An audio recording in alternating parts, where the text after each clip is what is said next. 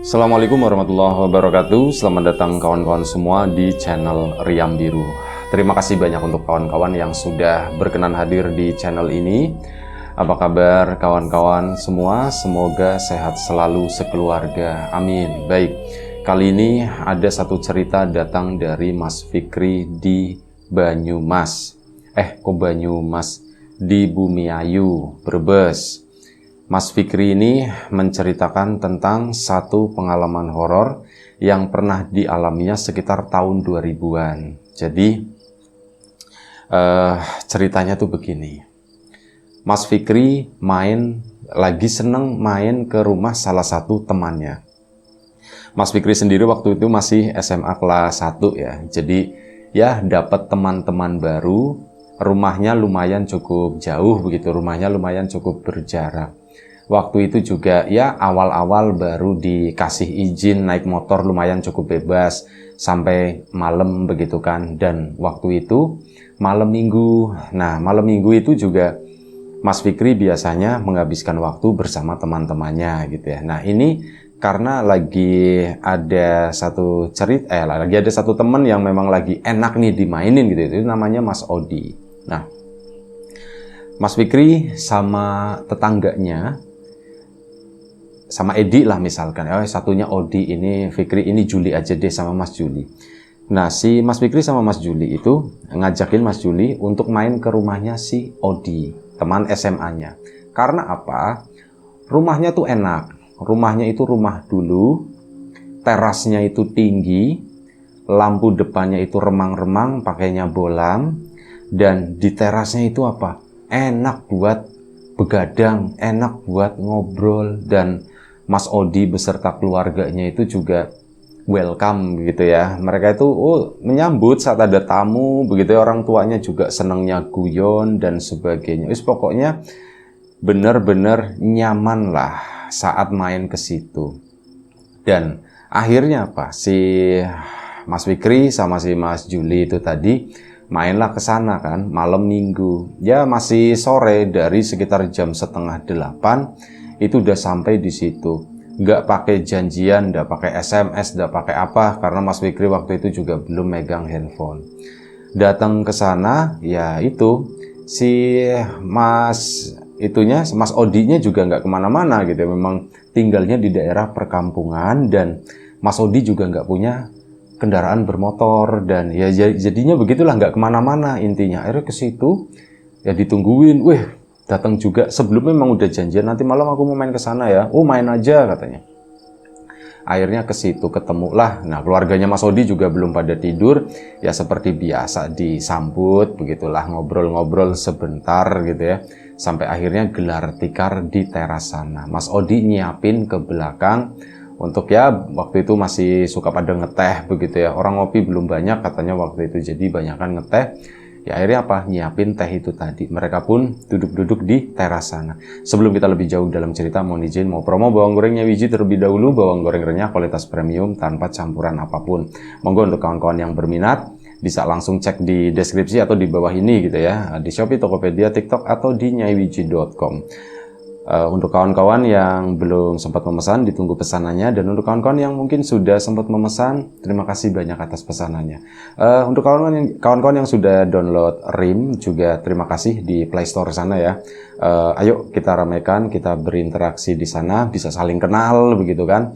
Nambah teman, nambah saudara, kita bersilaturahmi dan sebagainya. Jangan lupa ya kasih tahu tetangga, saudara atau siapapun itu di luaran sana.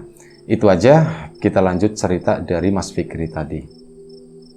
Mereka duduk di teras, Mas Odi di sana di belakang nyiapin. Udah selesai tuh intinya ya. Ngobrol-ngobrol lah sampai kurang lebih sekitar jam 9 malam.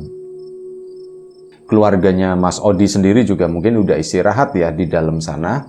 Ini di depan itu cuman ada Mas Odi, Mas Juli sama si Mas Fikri bertiga. Datang lagi satu tetangga, ya masih seumuran lah situ. Sebelumnya juga udah sempet ngobrol-ngobrol, udah saling kenal. Akhirnya gabunglah berempat di sana. Nah jam 9 malam, belum lama si tetangga itu datang ke situ. Tetangga itu cerita, kamu udah denger katanya. Denger apaan?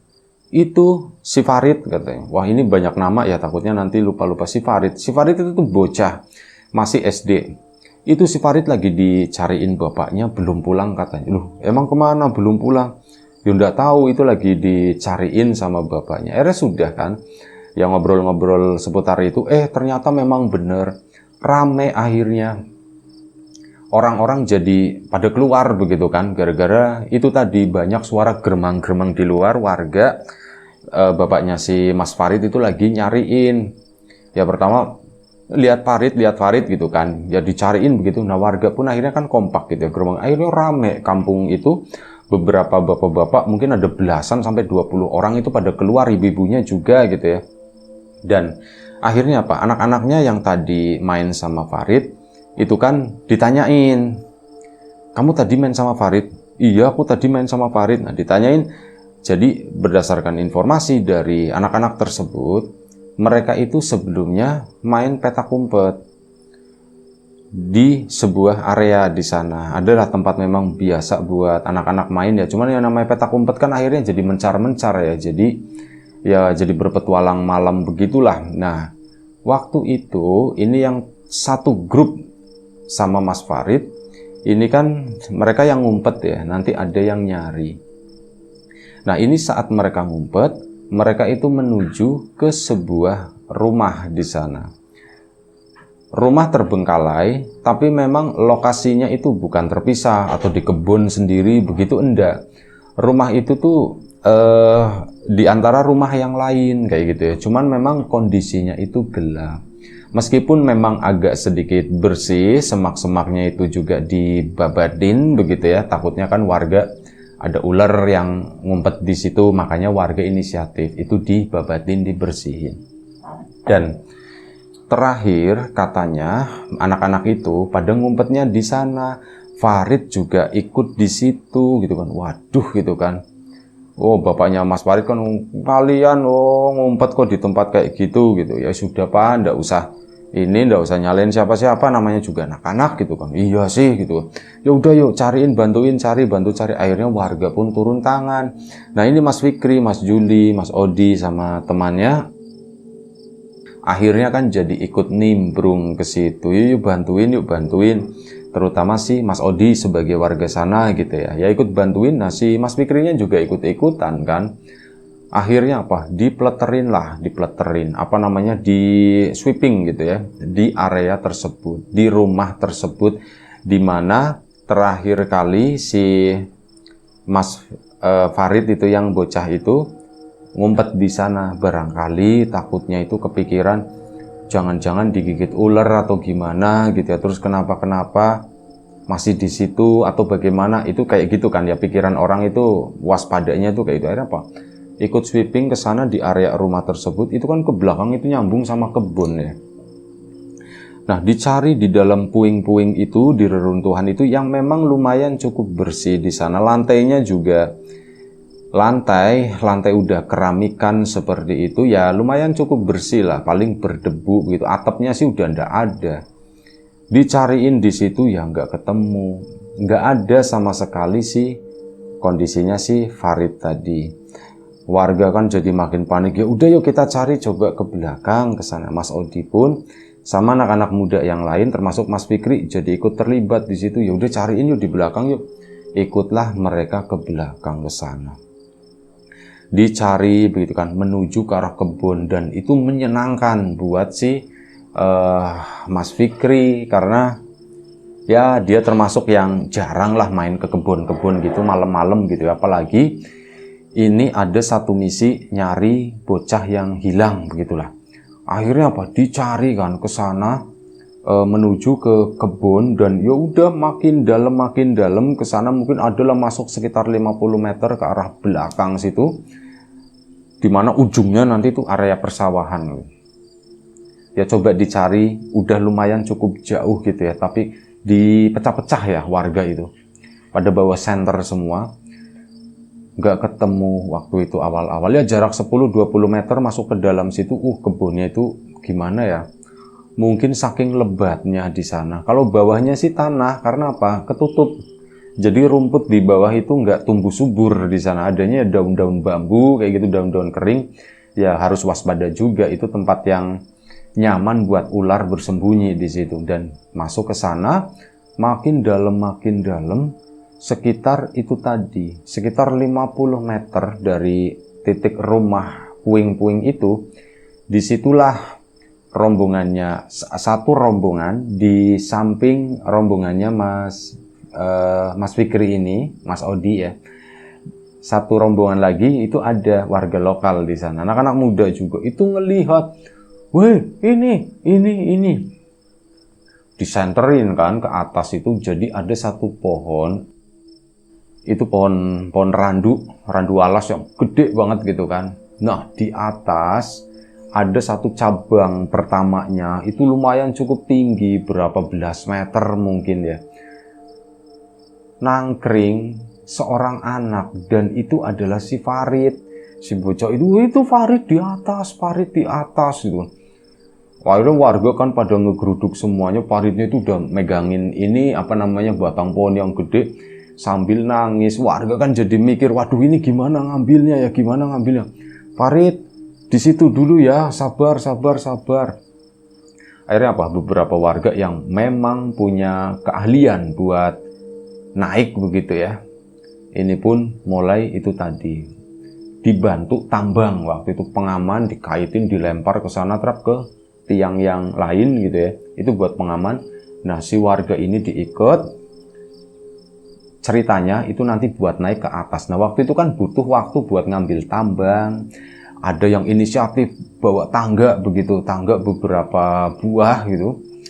Itu dibawa sama warga biar naik ke atasnya itu cepet katanya begitu. Jadi nggak dari bawah begitu ya. Ini dikumpul-kumpulin di sana. Saat itu disitulah muncul ada satu sosok. Itu warnanya putih semua. Kayak pakaiannya tuh putih begitu ya. Dan sosok itu tuh kayak pakai topeng. Kayak topeng dari kayak batok kelapa seperti itu ya. Topengnya tuh bundar begitu. Kayak setengah lingkaran. Ada buat matanya kayak dilobangin seperti itu. Rambutnya itu nggak jelas. Pokoknya rambutnya nggak tahu abu-abu, nggak tahu putih gitu. Itu seperti itu. Dan si sosok tadi ini berada di, ini kan pohon gede ya. Itu di balik si Farid di sana. Itu ngelongok begini, kadang kayak gitu kan, terus nanti masuk lagi. Itu beberapa orang mengaku melihat hal tersebut. Kalau Mas Fikri enggak, dia tuh enggak ngelihat itu. Karena fokus ke warga begitu kan, ke sana ngeliat ke atas sebentar, fokus ke warga lagi. Nah ya mungkin karena nongolnya itu enggak sering-sering gitu ya. Mas Fikri pas belum rezeki, jadi dia tuh enggak dapet. Tapi ya itu begitu, itu ada setannya di belakang, ada setannya, ngomong kayak gitu. Dan sampai akhirnya begitu orang-orang udah siap, tambang udah dilempar dan yang lain-lain, bahkan ada orang, ya itu kan dikelilingin ya, ada orang yang di sana di sisi balik pohon tersebut mereka nggak melihat. Harusnya ngumpet di pohon begini harusnya di sisi sana ngelihat kan. Ini mereka tuh mengaku nggak melihat. Dan akhirnya di bawah pun itu beberapa orang di sana itu siap-siap kayak ya takutnya si Farid pegangannya lepas atau bagaimana, jatuh begitu kan. Jadi ada yang nangkepin lah di situ. Beberapa kain itu dibentangin pokoknya begini. Dan adalah mungkin 10 orang itu sama-sama megangin kain. Tapi bukan nyuruh Mas Farid lompat, itu buat jaga-jaga.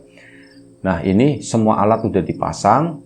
Satu bapak-bapak itu mau mulai naik. Nah begitu mau mulai naik, disitulah warga itu semuanya ngelihat ada satu sosok itu tadi seperti yang disebutkan sebelumnya, kayak pakai rok panjang kayak kuntilanak, cuman mukanya tuh muka pakai topeng. Dan kalau kuntilanak itu kan rambutnya itu warna hitam gitu ya biasanya kalau di film-film gitu ya, Suzana atau kuntilanak modern itu kan rambutnya hitam. Ini tuh rambutnya tuh entah abu-abu entah putih gitu ya, jadi warnanya tuh lebih terang dan dia tuh pakai topeng. Ini begitu orang mau naik, si Farid itu kayak dipegang begini, kayak ditarik, kayak mau dibawa gitu kan.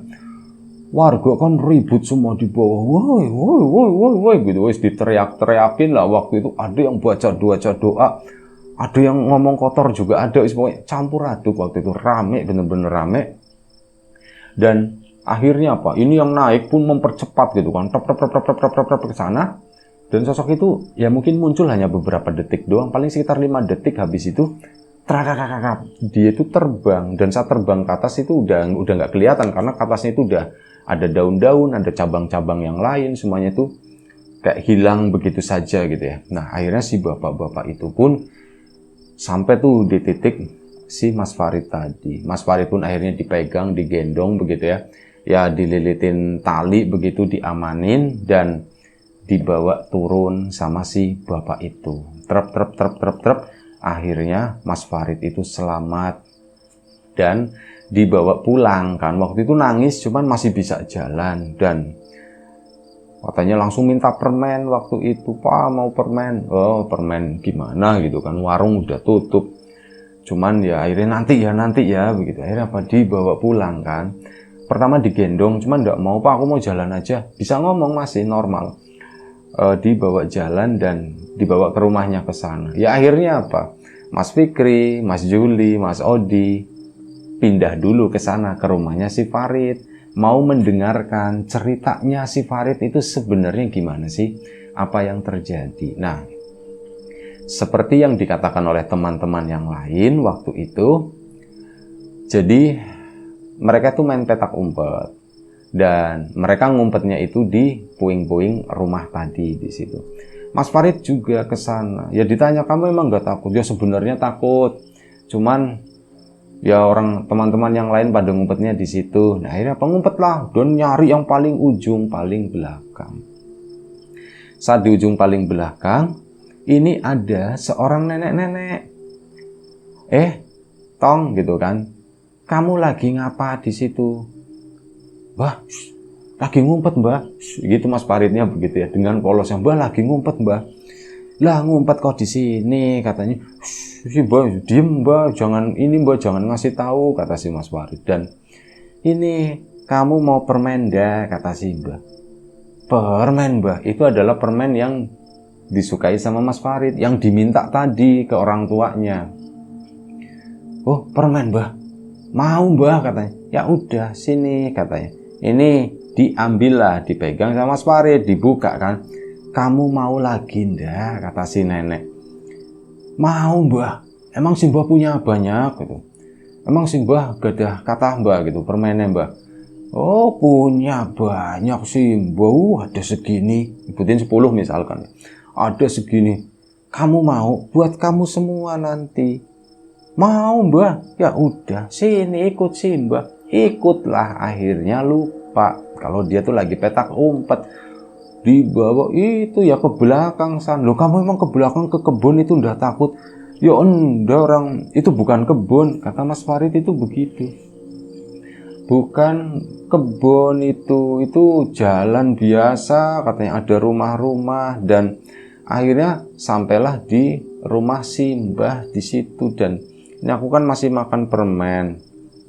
Saat masih makan permen, ada tuh dikasih tunjuk permennya itu banyak kata si mbak. Itu permennya kayak ditaruh di tomplokan begitu ya, anyaman bambu yang dibikin kotak begitu.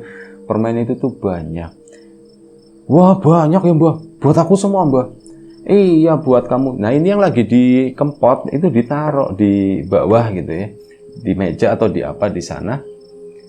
Diambillah si permen itu. Dan akhirnya apa, begitu udah diambil, si mbah itu ketawa gegrek, ketawa pak, si mbahnya kayak kuntilanak, kayak ini pelet mungkin ya, mungkin seperti itu atau kayak mak lampir. Nah setelah itu baru Mas Farid itu ketakutan, dia tuh kayak ditarik, dipegang, kayak dibawa terbang atau apa loh kata dia. Dan dia tahu-tahu di atas pohon di situ. Kamu di sini dulu ya, tungguin kamu di sini dulu katanya.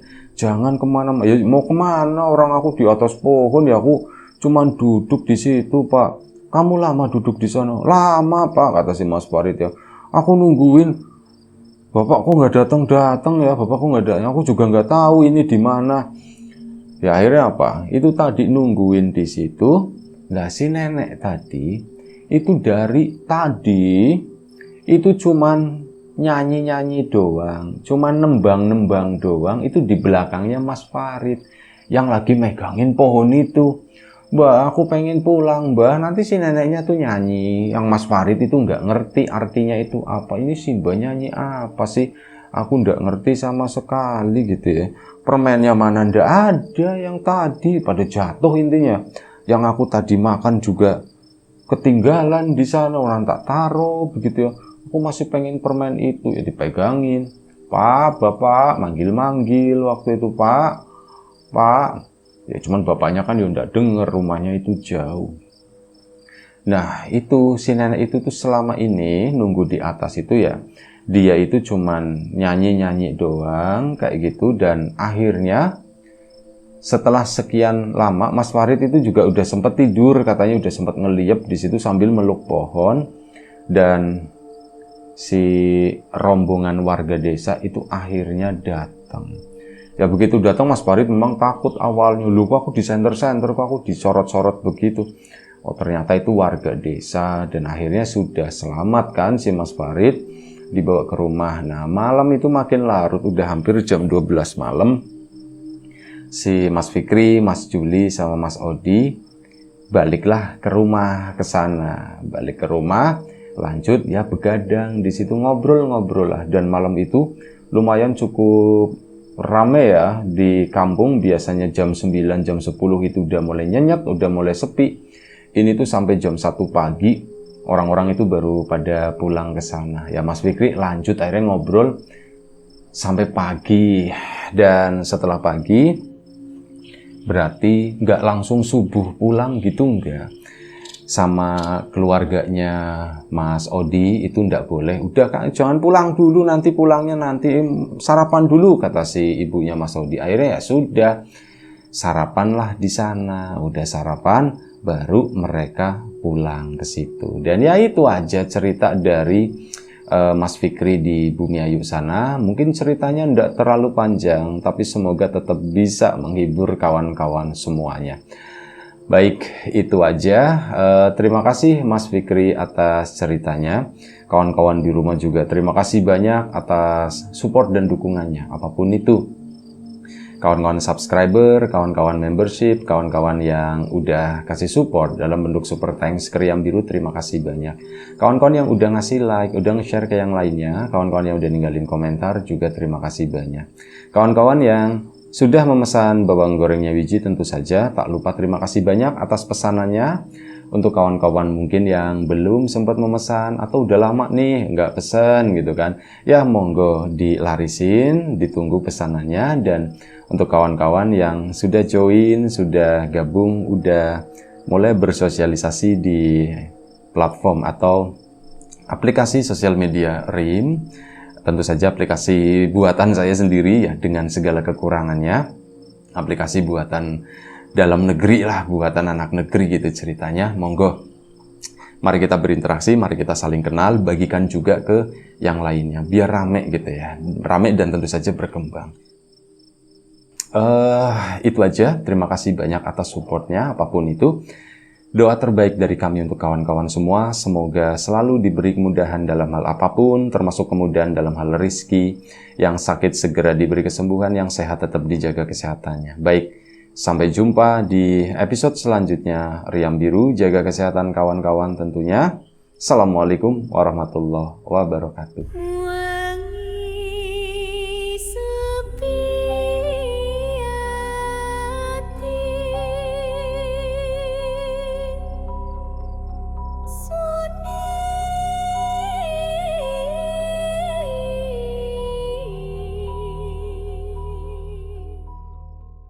Jadi, tunggu apa lagi?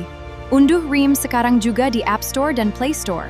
Mulai berbagi kebahagiaan dengan teman-temanmu. Connect, share, and gift.